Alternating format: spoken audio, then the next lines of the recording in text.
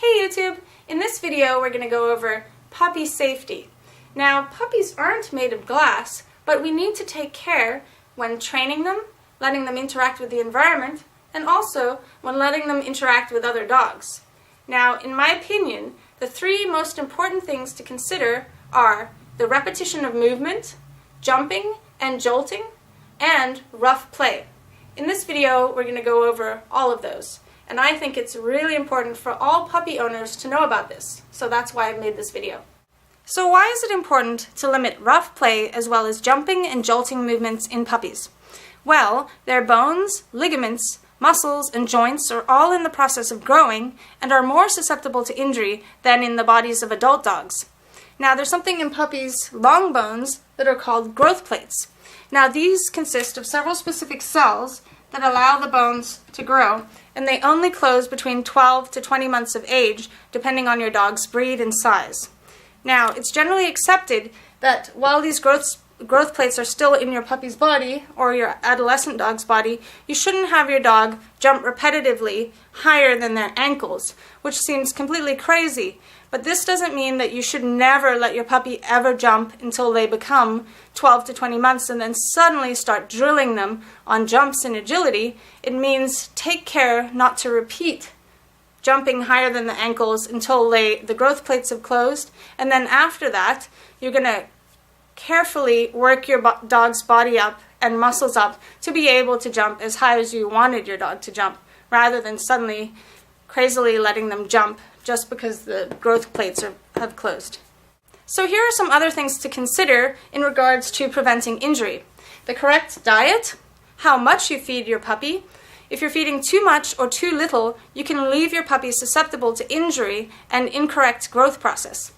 Sleep and exercise are also really important. The puppy's got to be getting enough sleep, and exercise, the puppy shouldn't be getting too much or too little exercise, as that can be detrimental to their health and also can cause injury.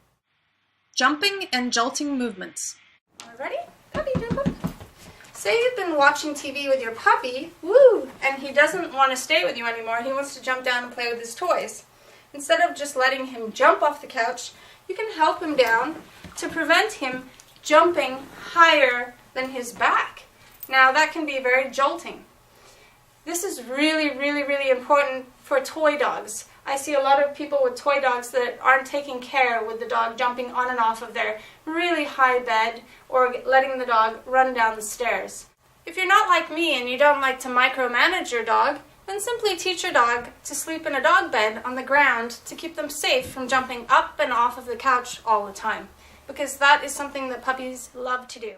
You can carry your puppy down the stairs to prevent injury. If this is not possible, you can have your puppy on a leash or train your puppy to walk calmly. Take care on slippery surfaces, as slipping can cause injury to a growing puppy. Train and play on non-slip surfaces like grass, padded floor, or carpet. So I've just got Lumos some food over here, and I'm reinforcing him on the ground for not jumping up in the kitchen, because the floor here is very slippery, and if I were just to walk on in with his food bowl, he might think to jump up. So, as I walk, I'm going to drop food down on the floor. You can also use a marker word, yes? If you're worried your puppy might jump chaotically, then you can practice these games with your puppy's food and toys on a non-slip surface first. So another really important concept for me in preventing injury in puppies, but also in adult dogs, is having your puppy or your adult dog wear a harness when attached to a leash. Now this is because if the puppy runs and hits the end of the leash, suddenly there's a huge jolting action right on their neck, which is very delicate. So when fitting a harness, I like to make sure that the harness doesn't rest on the neck if the dog were to pull, and also doesn't impede the leg movement when the dog is walking.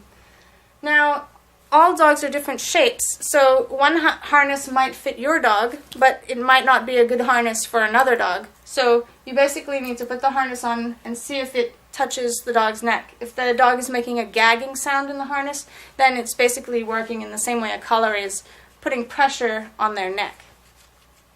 The longer the leash is, the more force to the jolt if your dog or your puppy were to hit the end of the leash.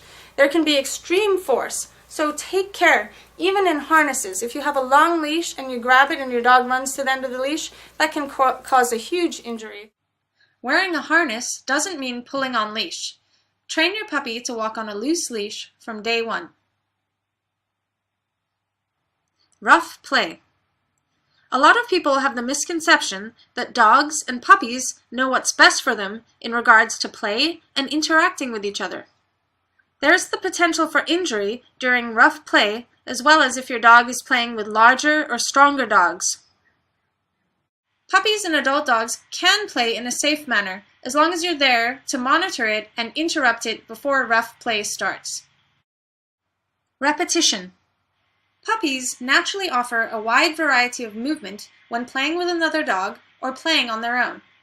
In training sessions, we want to set it up so that we're not drilling the puppy and making the puppy repeat the same behavior over and over again, because that can be bad for their health and cause injury. It's really important not to drill your puppy on behaviors that involve a physical movement. So I'm going to give you some tips on how to avoid drilling your puppy on the same behaviors. One way of doing it is counting out how many treats you're going to use during the training session. Another way of doing it is timing how long you train for. And a third way is you can film your training sessions and watch them back. And sometimes I myself am horrified at how long I keep going with my own dogs. So by doing these types of methods, it stops me from overtraining. Another